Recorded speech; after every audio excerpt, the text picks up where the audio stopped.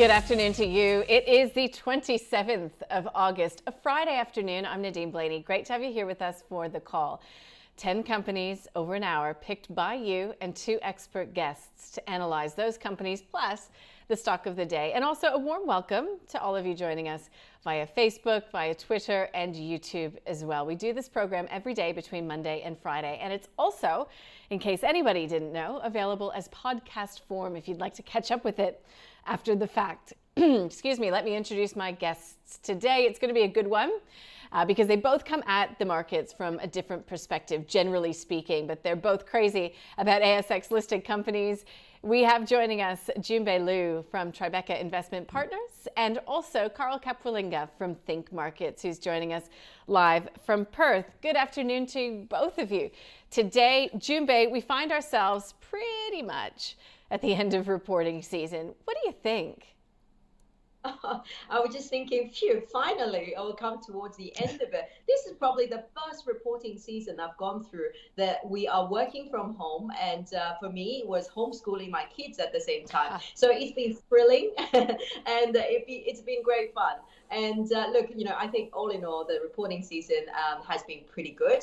More companies met their expectations than missed. Although we have a few companies talk to high cost and investments and the like, but that's good for future growth. So all in all, good reporting season with lots of income, a lot of special dividend buyback coming from corporate Australia. So, it's been a healthy reporting season. Healthy, that's a good word to describe it. Now, Carl, I'll look forward with you because, of course, it's all about what comes next, and plenty of people already turning their minds to what could potentially be the next catalyst for this local market.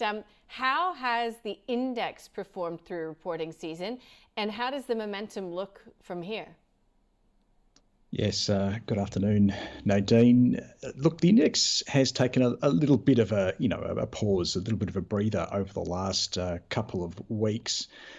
But I think that's mainly to do with external factors. So probably not as much to do with earnings season, but more to do with what's going on in America with the Fed and the tapering and just a general probably switch to risk off on the back of what's going on in China with commodity prices as well as falling Australian dollars. So a few things external to earnings season, but earnings season on the whole, I think, was fairly supportive of the index. I think what's going to be supportive going forward, you asked me that question, well, what's going to be the next catalyst is, well, we saw this big special dividend by Wesfarmers today. We saw a number of special dividends throughout the earnings season and some buybacks as well. So if you put those two things together, the first part of the dividends is the ex-dividend date where the stock prices are going to fall. I mean, that's inevitable and that's going to take index points out. But as those dividend checks start to hit bank accounts in a couple of weeks from now, that money will have to be reinvested back in the market. And I say have to because there's not a lot else you can do with it right now. So we're not going on overseas holidays. We've probably already upgraded our big screen TV, and we're certainly not going to leave that money in the bank earning next to nothing in interest. So by my calculations, around about $50 billion, maybe a little bit more now with this Wesfarmers special, is going to be hitting those bank accounts pretty soon. That's got to be reinvested back in. That's about the market cap of Woolworths trying to get into a market which is already, experiencing limited supply at the moment. So I think there's definitely some upside coming from there. And then the buybacks, that's just underlying bid tone to a lot of our big blue chip shares as well. So I think it's still positive to come. Okay, yeah, just reading some analysis in terms of the US reporting season, which did demonstrate a lot of the same characteristics as our own, saying that the uptrend remains intact as profits justify the buy the dip mentality that is out there. Now, Carl, I will start with you on the stock of the day. Koshi's had a bit of a big cap theme going this week, so who am I to change it up on a Friday? I thought we'd look at Wesfarmers off the back of the result that you did reference there. So a 16% spike in annual profit to $2.4 billion, revenue surging. On the lockdown, though, impacting group sales, and they're already seeing that in the first little bit of FY22. And last I checked, so this is at just past the noon hour here in Sydney, Wesfarmers down by 3%. So Carl, you're a Perth boy. Why I'm starting with you. The market is choosing, at least right now, to focus on what's to come, not what's past, correct? What did you make of the result and where to from here for Wesfarmers?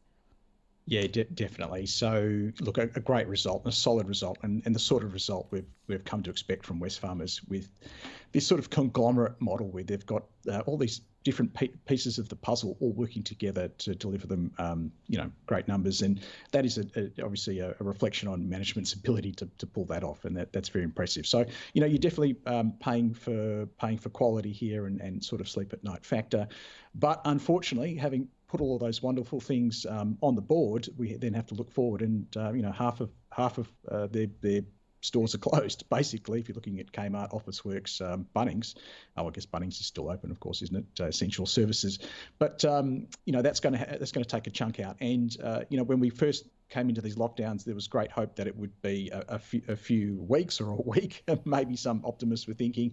Now we're a few months. We're going to knock out the first quarter for the most part, certainly in New South Wales. So it's going to have an impact on the bottom line. They're not making it up. We're not seeing that huge surge in home renovations that we saw at the start of the pandemic back in 2020 from Bunnings. We're not seeing this huge switch to work from home that's helping Officeworks and Kmart to some extent, because we've done all of those things already.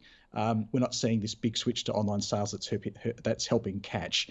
So yes, unfortunately, markets look forward for Wesfarmers, and that's why the share price is pulling back. It's pulling back from a point where the shares weren't exactly cheap anyway. Mm-hmm. But look, having said that, I think if you've got it, I think you should hold it. The chart looks really, really, really strong. There's always ebbs and flows in any trend. It's a wonderful long-term uptrend. It's pulling back, sure, but don't panic. I think there's going to be lots of support around that sort of 59 to 60 level. And by my valuation anyway, we've got a sort of a fair value target around that $63 mark. So I think you're starting to get some value back in it there. And it would be a buy in that zone for a longer term portfolio holder. Well, Jun Bei, that's what I was going to ask you, because most talk to the quality aspect of Wesfarmers, the diversification. I mean, it's primarily Bunnings and the retail arm, but there is some diversification in there. So on a pullback such as we're seeing today, could it be a buy? Look, there's no denial that Wesfarmers has the best retailer. Bunnings is probably one of the best retailer around the world. It's done incredibly well, but don't forget it is mature. So today the pullback we're seeing in Wesfarmers, if you look at over the 12-month or 18-month when we had the whole COVID disruption, it's not much of a pullback at all. In today's market, that people are paying a lot for so-called quality companies, and but at what price? Wesfarmers at this point is trading on the forward earning of close to 35 times. Now, traditionally it trades about 20 and at a premium to the market, now to 30, close to 35 times. And its earning in the next couple of years are going to fall, simply because they were the big beneficiary of the government stimulus towards consumer, towards the home builders. So there was a lot of home construction activity that boosted the Bunnings earnings. Now, so these earnings are going to fall, and you're paying a big multiple on what is a peak earnings. So, so to me, I think in the next 12 months, the capital is better allocated elsewhere. There's a lot of blue chip quality business that earning has been impacted by COVID, such as Ramsay, and then it's on 24 times when all the other healthcare businesses trading on 40. So so I think this is a market that you see a lot of quality business. You do need to take a longer term view, and then work out what is the right value for this business. So for Wesfarmers, my view is that it's probably not going to do all that much in terms of share price, and your capital is better allocated elsewhere. So that's a sell then, Jun Bei. Best is I will put that's a sell for me, and put into the company like Ramsay. Okay, that's a bonus buy, people. I will tell you that. Ramsay Healthcare, in the wake of its results this week, Jun Bei, no doubt, has just run the numbers, so there you go. And just as a PS, we'll be speaking with Rob Scott, so we'll find out where to from here. Huge comps they're cycling through. Where's the growth going to come from next? That's from 3:30 Eastern right here on ausbiz. Let's get to the companies that have been picked by our viewers, shall we, guys? And I will start with you with this next one, Jun Bei, because you just mentioned the healthcare space. ResMed. So Charlie has written in and saying, look, I'd like an expert opinion on why it's worth $285 US in the States, because of course we've got a listing for ResMed in the US where it's $39 around about there here. Big difference in price. Jun Bei, you can address that and then we can talk about ResMed as an investment. Of course, look, the differential is that the US is just a piece of the Australian business, and there's currency involved, and there's number of shares that are linked to Australian shares. So it work out to be very close to parity if you adjust it for currency and number of other issues. So, if it works for you, you can buy in the US or buy in Australia. The price differential is very minimal. Now, I hope it's not my bird in the background.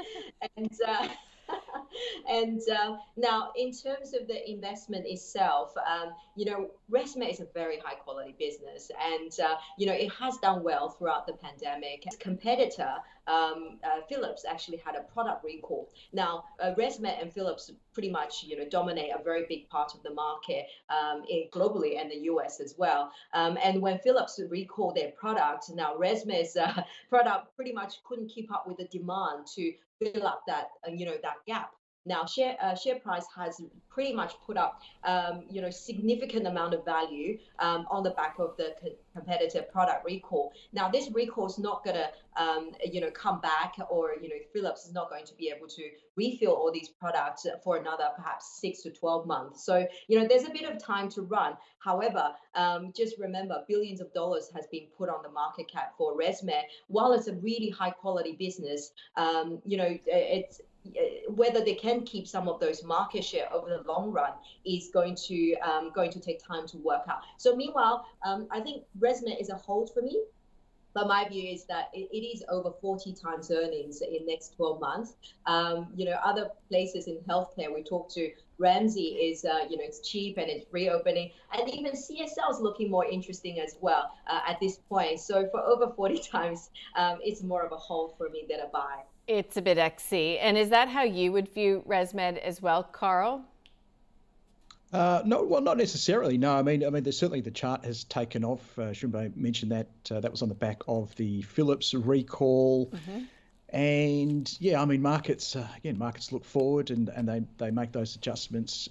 But you have to understand that the market's probably made the adjustment as well. So then they have to prove it. Where some brokers are saying, well, it's a 5% permanent market share. Well, prove it. We need time needs to pass to see that come to fruition.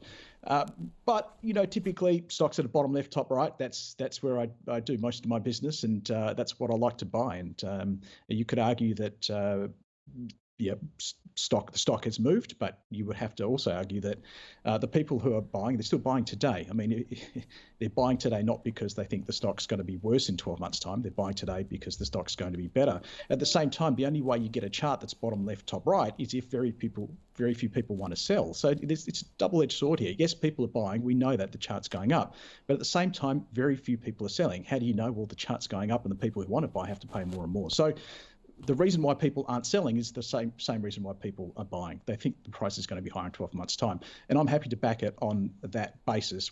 Yes, it's trading at about 40 something times earnings. I can't remember. I have to check my notes, but there's going to be some good growth in the business, sort of mid-teens to high teens, and that brings that PE down over the next few years. I can't say whether it's a better buy or worse buy than some of the other healthcare stocks. I'm looking at the stock on the basis of ResMed and the opportunity that it presents now.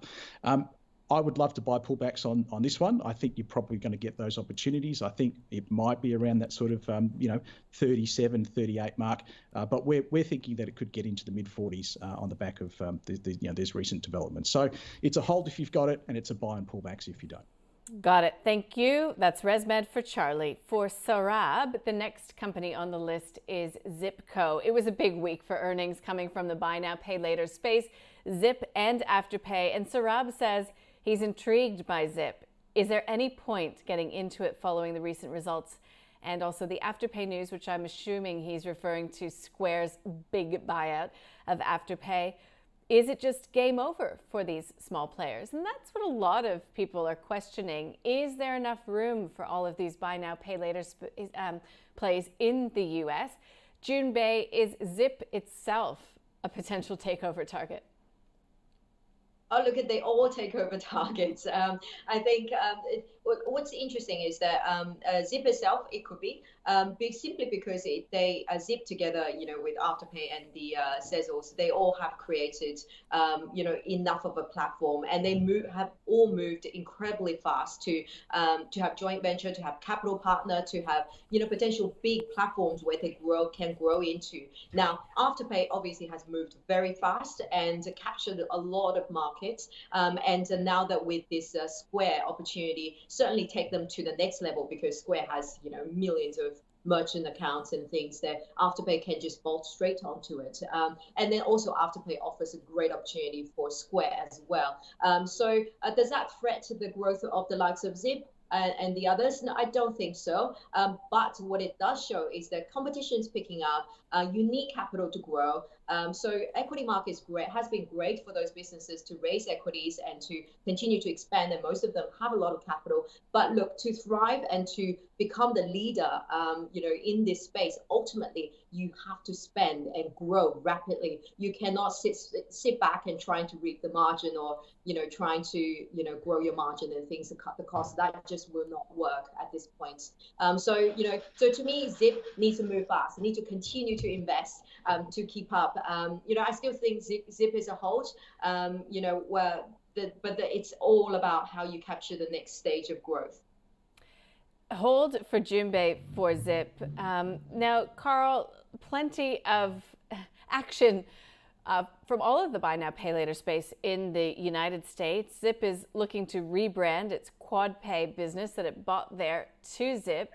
Some say that's a bit of a risky move because QuadPay does have a brand already in existence in the US. You can talk to this company fundamentally or just via the charts. Do you think there's any reason to buy Zip? Not on the chart, no. I think there's some reasons to consider on the fundamentals, ironically, but the chart is saying that regardless of what I think, the market is quite nervous about this one. You can see straight away on that chart, it's trading at the bottom end of the range over this calendar year. And again, the only way you can get down there is if there's a lack of confidence in your future prospects. So we can debate as much as we like what we think about these companies, but at the end of the day, the market will decide whether we make money or lose money out of those opinions. And you look at the price action. So in this, I'm talking about peaks and troughs, and we've seen consistently lower peaks. We are seeing a consolidation zone around $7, but I always liken this sort of a chart to the bouncing ball. So if you get yourself a tennis ball and try and bounce it off the edge of a table, so it hits the table once, twice, and then misses on that third go. And that's kind of what we're seeing here, where each bounce is getting lower and lower as gravity takes over. And the gravity here is just this decreasing confidence in the story going forward, which is potentially punctuated by this Afterpay and Square deal. So look, for me, I can't be a buyer. I think I think this is potentially a takeover target. I mean, not even potentially. I think this is kind of the most logical path forward for Zip now, is to find a bigger partner to attach to. I agree there's some risk with rebranding to QuadPay. But look, I'll cut this a long story short. I think, Nadine, is what you want me to do, and say that if I had it, I'd be very, very nervous right now, because if it breaks through 650, I think there's a bigger fall to come. If I didn't have it, no, I can't buy it. Would you sell it now? I'm very close. If it breaks 650, I think you need to be out of it. Yep. Got it. Thank you. Now let's go on to number 3 on the list from our viewers. And this is Marley Spoon. Ticker code MMM. This is for Kai. Look, the report was headlined by 36% growth in revenue, growing its subscribers, but it is spending big to get there. And it's not looking to slow down that spending either. We did do an interview with the Australian CEO of Marley Spoon. It's up on the website if anybody cares. Jun Bei, look, it's another competitive space, isn't it? You've got HelloFresh, you've got Marley Spoon. We were at home cooking a whole lot more. Do you think that these types of companies, particularly Marley Spoon, can continue that momentum as potentially things return to normal post-pandemic? Yeah, look, that'll be interesting. Yeah, that's a really good question. it's a very interesting concept and a really interesting space, because these businesses essentially they're actually not competing with the takeaways and takeouts. They're actually trying to grow or take share from the supermarket, fresh food space, where they actually pretty much repackaging the fresh food and then sell it to with a recipe to individuals. So it's a very interesting concept, and I think innovation in that space is and given how fast they're growing, certainly has a space, and future may look quite different from what it is today, but there's definitely a space. And Marley Spoon obviously has a link with Woolworth, which does show that the giant does believe there's a future in this sort of space. Now the problem with this business model is that huge amount of consumer will try, but the thing is there's also quite a big portion of people only try for a little bit and then they'll stop using. And once they stop using, they won't come back for a very long time.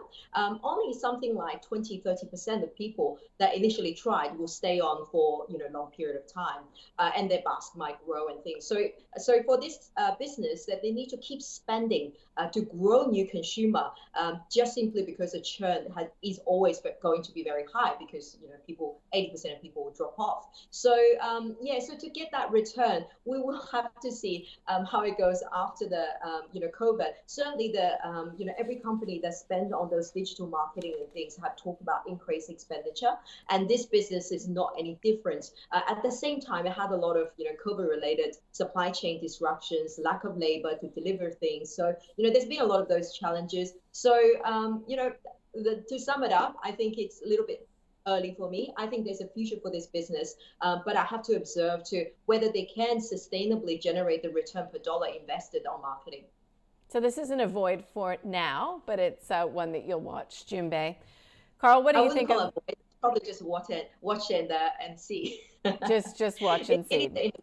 Yeah, got it. Carl, I'm just one person, but I kind of agree with Jun Bei's point. I know that even in our little office here, there's been phases where people sign up for these sort of programs and then they drop off, and they've done it because they've got a referral code and get a bit of money back, yada, yada, yada. We all know the story. So if we've got the fundamentals sort of laid out, if you see it dramatically different, let us know. Otherwise, what's the price action telling you?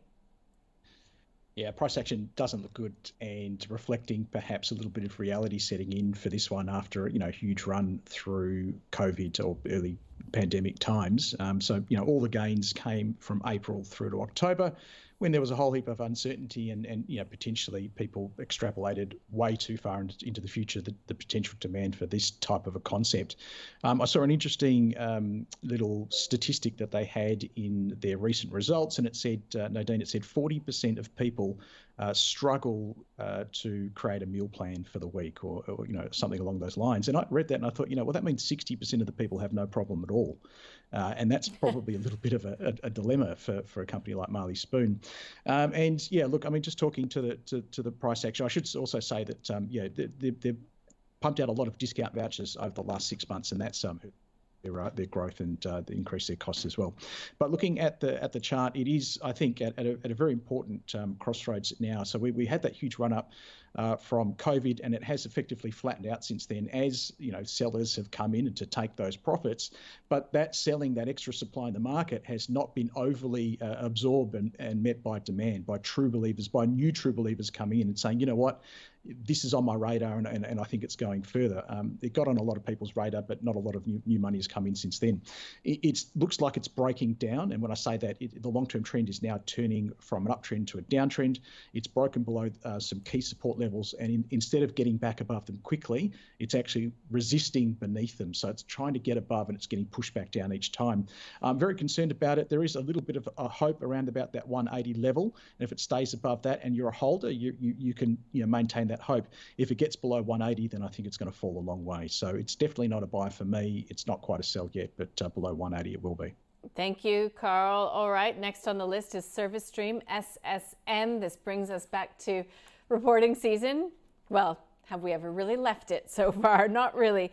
Underlying earnings from operations at $80 million, in line with what was pre-guided to the market. No dividend because, of course, it's bought this non-core services business from Lend-Lease. So now it is diversified across utilities, telcos, transport. Jun Bei, do you know the company? Do you like the company? Look, I know the company, and I don't like it that much. I will probably say it's a void for me. It's mainly because, look, it's just a little contractor, and not just. It's a contractor that help installing lots of different things. And now over the last few years, it has made good money out of a lot of NBN rollouts. So pretty good margin and things. Now, but the challenge with contractor is that one is NBN is sort of rolling out. You need to have new segments to grow those earnings, because contractors, you don't have the contract, you don't have any revenue. So it was actually, it's a right strategic thing to do for them to buy the land lease services. Now, whether they can integrate it properly, it seems like a good fit, but we're not sure. We need to see how they integrate it, whether it can really drive growth and things. But it certainly helped alleviate some of the concern for the earnings hole that's coming up in the next few years.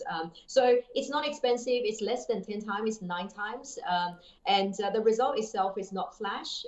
So for me, I do have a preference for quality business that have a franchise that has consistent business, earnings growth. And this business just doesn't kind of sit there. Got it. Now, I'm not a charts expert by any stretch of the imagination, Carl, but when we had them up on screen, I wasn't overly impressed. You? No, not at all. We saw that big drop. There was a big drop late last year, and that's when they lost some major contracts, as in it was 30% of their revenues. So from, I think it might have been Telstra, but don't quote me, because it's 6 months ago now, and look, they haven't really recovered. So Jun Bei's right. We want to buy. Typically, we want to buy companies that are growing their earnings and growing their earnings consistently, or at the very least, we can see those earnings going to grow into the future. Look, past is the past. I think they're probably going to steady the ship. I think there is going to be some growth in the business. I do like this Lend Lease Services acquisition, although they didn't exactly get it at a bargain, but I think it makes a lot of sense.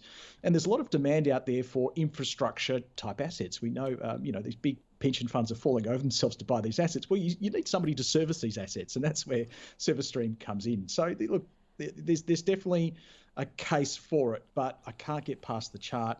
The valuation is okay, but not knocking my socks off. I think I've got a fair value target of about 91 cents, which gives it about 6% upside. And with that chart, still top left, bottom right, which is the opposite of what I like to see. I have to avoid this one as well. Ian, that's for you. Service Stream, SSM is the ticker code. Don't forget that this is not for your personal circumstances. This isn't financial advice. This is information only, and you still do need to consider your own circumstances. Halfway, almost, we've got Phil, Spirit Technology Solutions, ST1. Again, I spoke with the CEO this week. This is a telco, essentially, services provider as well, and it is profitable. So it's moved from consecutive years of losses into profitability into FY21.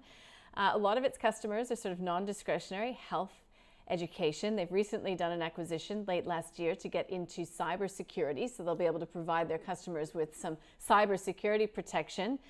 And some out there say that it's a takeover target to boot. Jun Bei, what do you think of Spirit Technology Solutions? Yeah, look, I must say I'm not too close with the business, but I had a look at the, what it does and things. It certainly seems like a pretty stable business in a heavily M&A sort of driven sort of market. So it may well become a target, and simply because market is really consolidating in that space.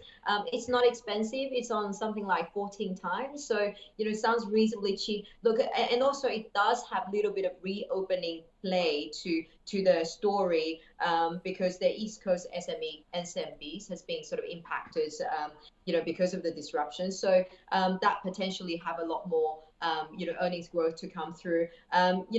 I would still avoid at this point.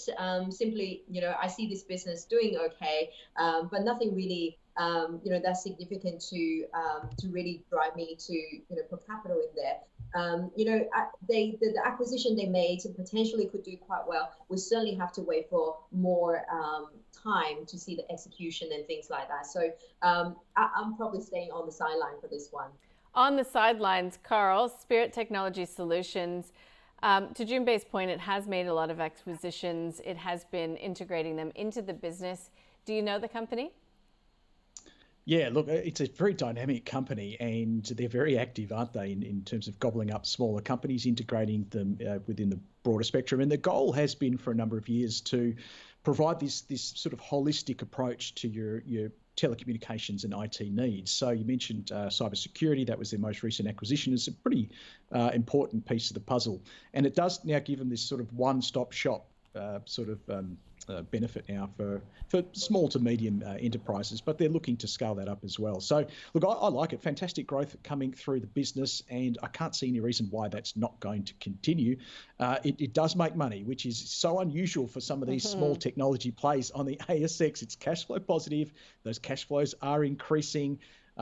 It's got a PE. I can value it. I think it's, this looks really, really exciting. I did my valuation on it. I came up with 68 cents per share, which the company's less than half of that at the moment. So either this is the biggest bargain of the century, or I'm completely wrong on this one. And hey, only time will tell.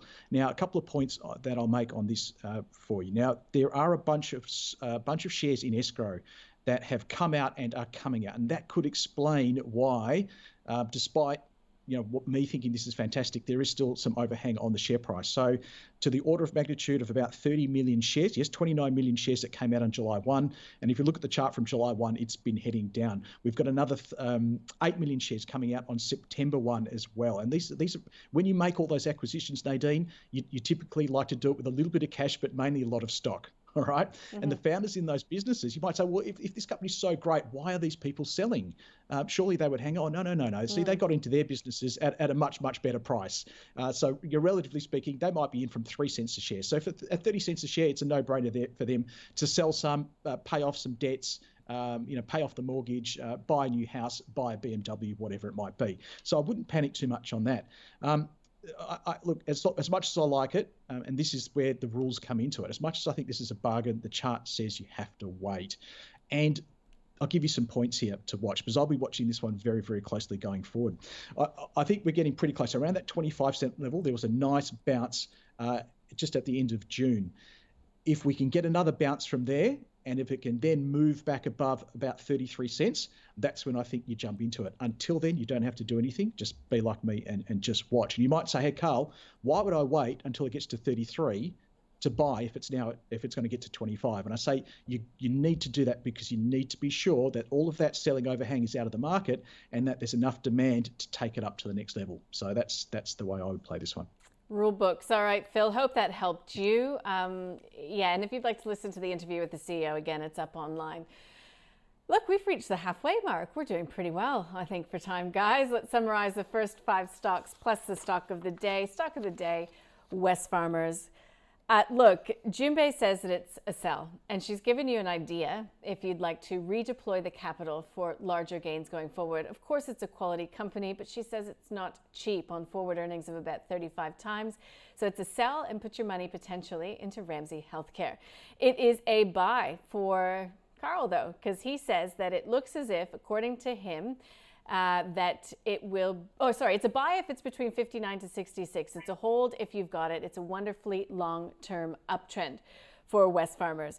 ResMed was the first company on the list. It is a buy on a pullback for Carl between $37 and $38. It's the kind of chart he loves, bottom left, top right, that hockey stick pattern. It's a hold for Jun Bei. Again, it's pretty expensive on forward times earning, quality business.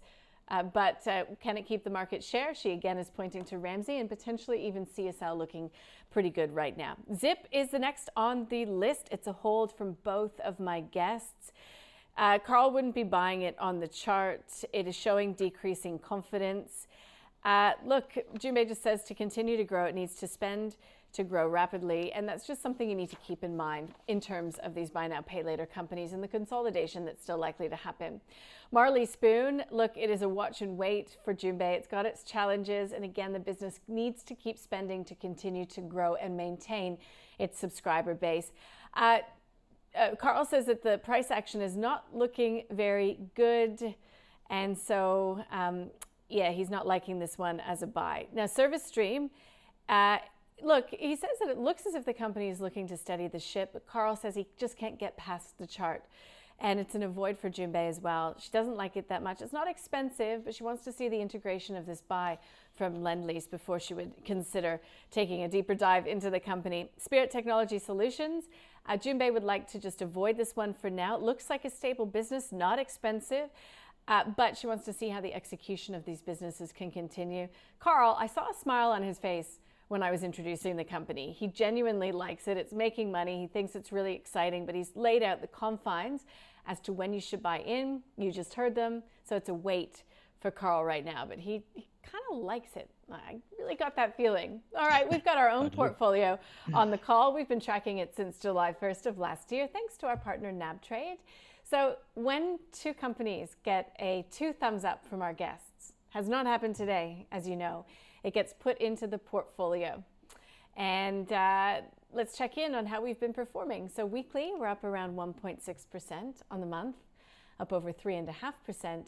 Year to date, just under 4.5%. But since its inception, the call portfolio is up 41%.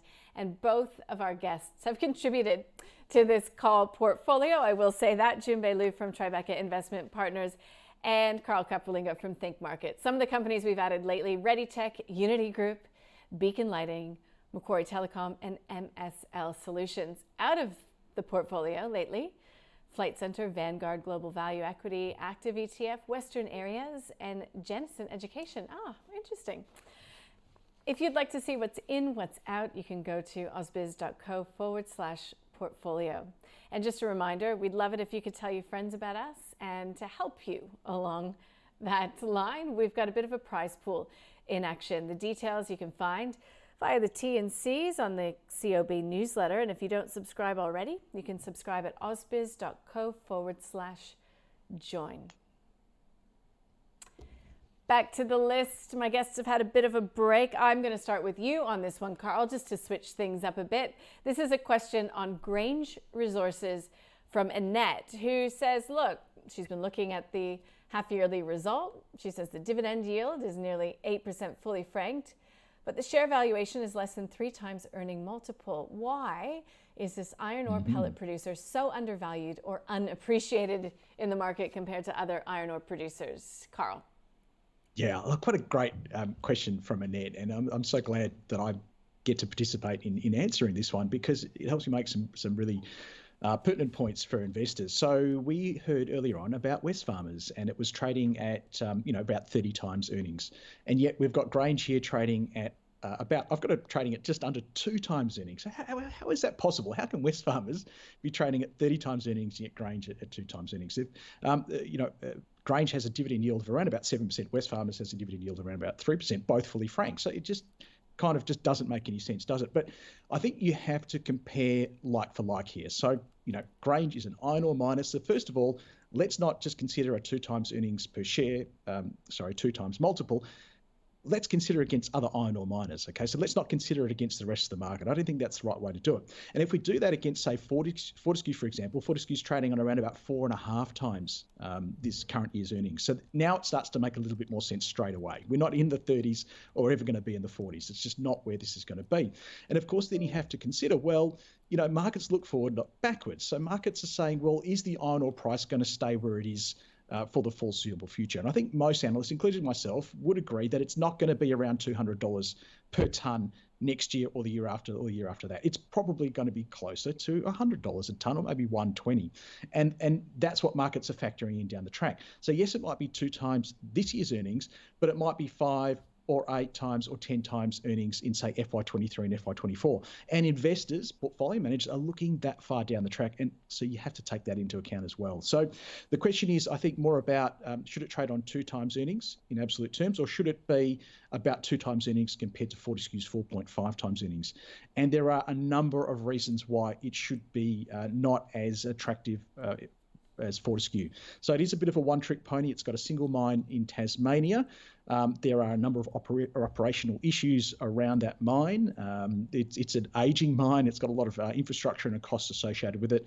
and they're a very, very high-cost producer compared to, say, Fortescue, which is a very low-cost producer. So I actually think it's priced correctly. Having said that, I still think iron ore stocks are cheap in general, and this one can do very, very well. Last time I was on the call, the stock was 30 cents. I called it a buy. It went to 90. It's back to 60. What do you do with it? I think that's where you go from here. I think on a valuation basis, I'm happy to hold. On a chart basis, it is looking a little bit shaky, so I'm a little bit nervous there. But I do think there's this huge area of support around this sort of 55 to 60 zone, and I'm a holder on the basis that that zone will hold, but I can't be a buy yet until I see it actually hold. So that's where I'm at. It is a hold. Grange. Thanks for that, Carl. Yep. Jun Bei, do you have anything to add? I would be interested to get your view on iron ore miners now, iron ore price. I was surprised to hear Carl say that some of them are undervalued. Yeah, look, iron ore has come off quite a lot. We're not talking about, well, obviously our iron ore prices went to $220, but they crashed down very quickly to the 150 and even going lower. So, just on the basis of potentially a little bit slower growth, and China sort of slowed down somewhat. So all of that together, it certainly means the iron ore miners' share prices come off a lot. So, with this little one, it's on a good dividend yield, but look at Fortescue. Fortescue is on a dividend yield of close to 20%. And even just this final dividend, you gross up the franking credit, it's 17%. And they haven't paid it yet. So if you want dividend, you can get in. But I think, I'm constructive on iron ore miners. I think China will gradually, they started already stimulating the economy. So generally the experience is that once they start stimulating the economy, we will see good growth coming through for a lot of those commodities in the next 6 months. And all of the commodity names has been sold off aggressively during this reporting season. So we see a good entry point into that space. Much rather to be staying with the bigger ones that are paying out big cash flow rather than the little one. The small ones, the problem with those ones is that one is operationally mine quality and all of that. Two is that it's highly leveraged. This little company used to lose money just a few years ago when iron ore prices struggled. So, they highly leveraged, so they can move from lots of earnings into zero and negative. So you kind of want to avoid that sort of business in the environment where, it's a little bit choppy and stick with the big guys. Got it. Thank you. So Grange Resources for you, Annette. Now, the next company on the list is an interesting one. This one's for Craig.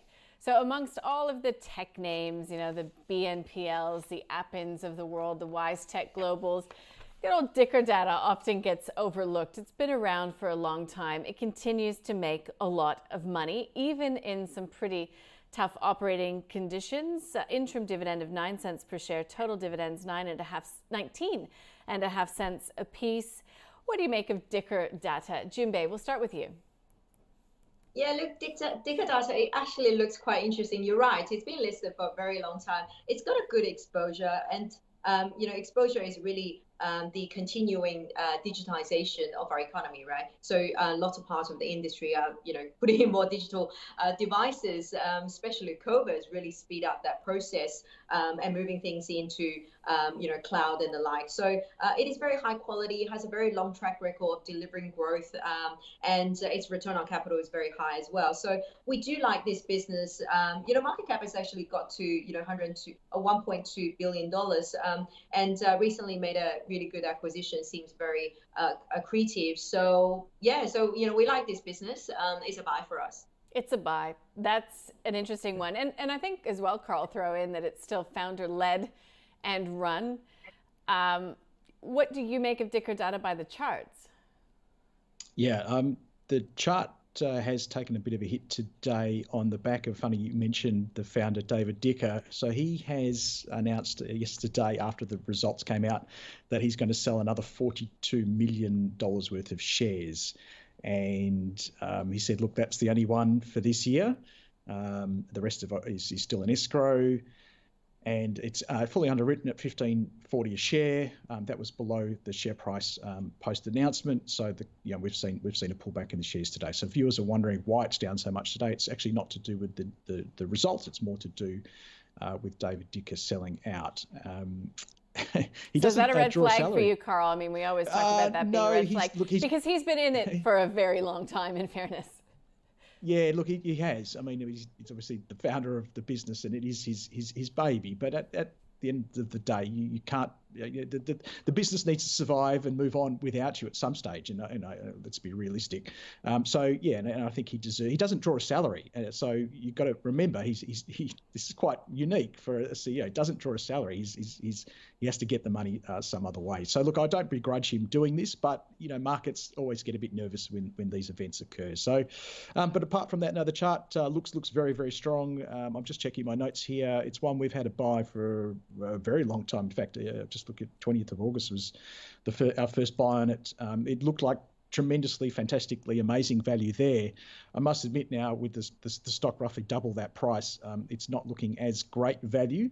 They had a huge boom out of COVID, a major COVID winner, but we are just starting to see some of that sales growth just starting to slow. I still think it's going to grow, and I still think it's a great, solid business, but I'm not as excited about it as I am here on a valuation basis. I think the chart is telling you to hold, but with today's pullback, I need a little bit more information as to how the market responds to that before I could confidently say buy or buy a pullback at this stage. So it's definitely hold if you've got it, and just let's see a little bit more price action from today's announcement before you buy.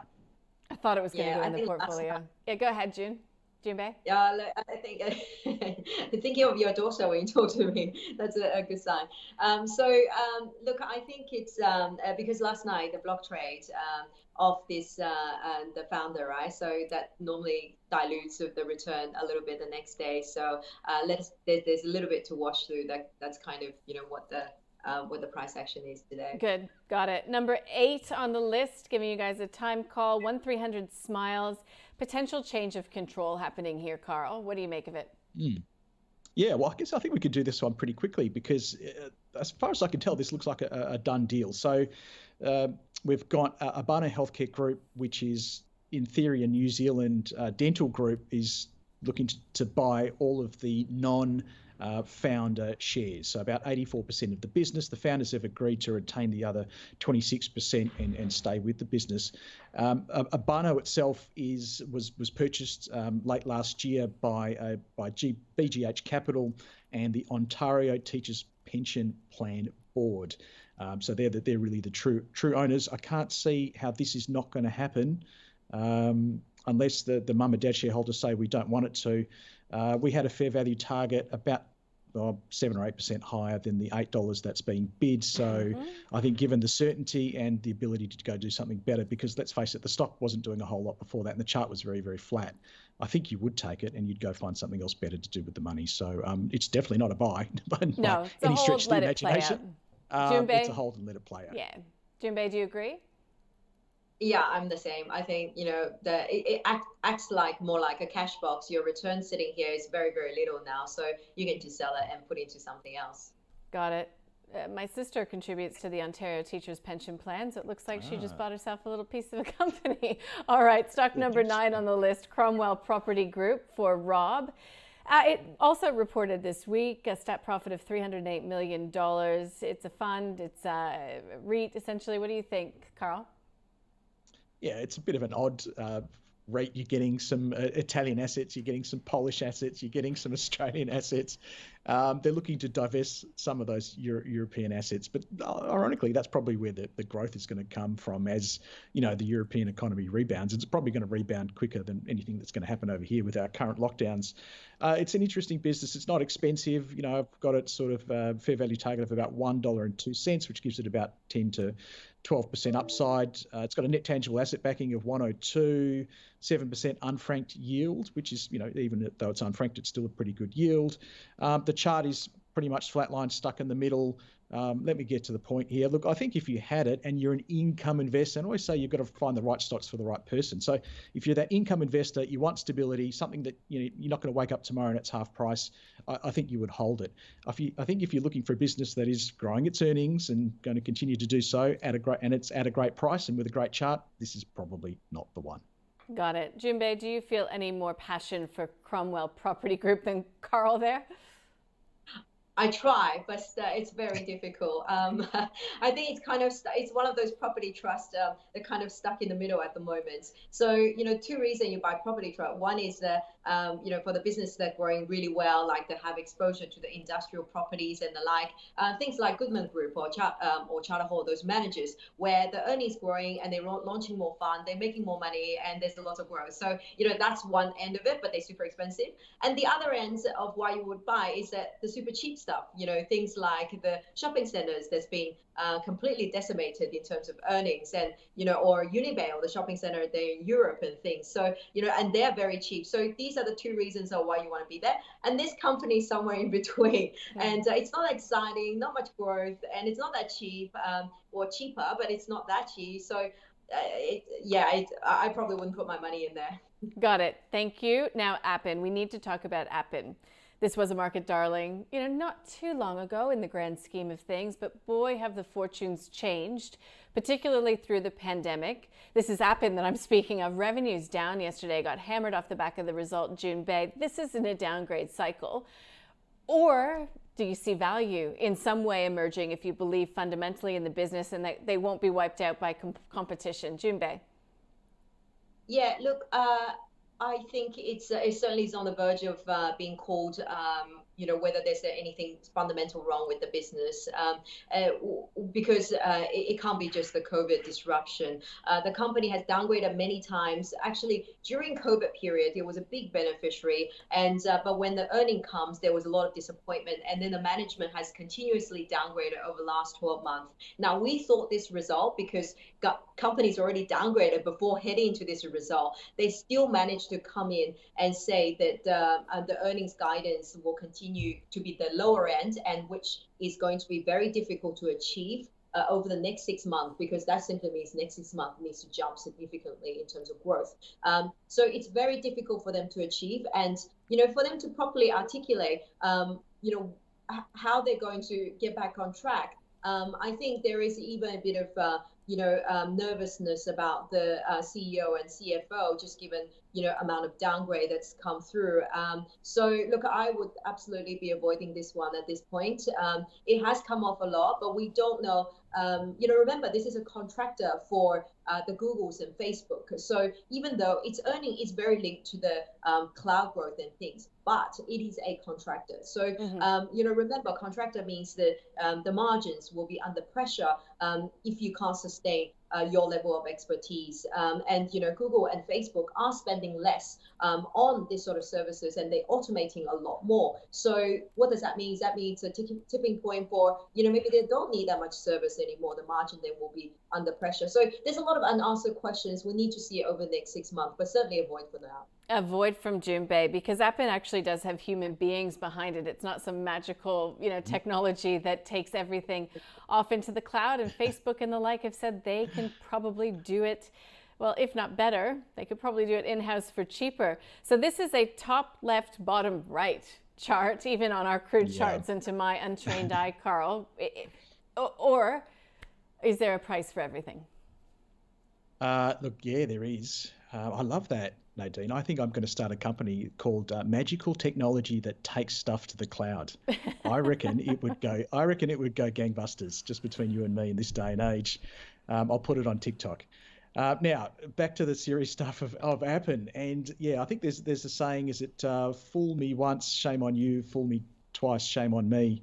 And management has through this downgrade cycle has continuously been overly optimistic about Appen's prospects, and the market is continually disappointed when those results come out.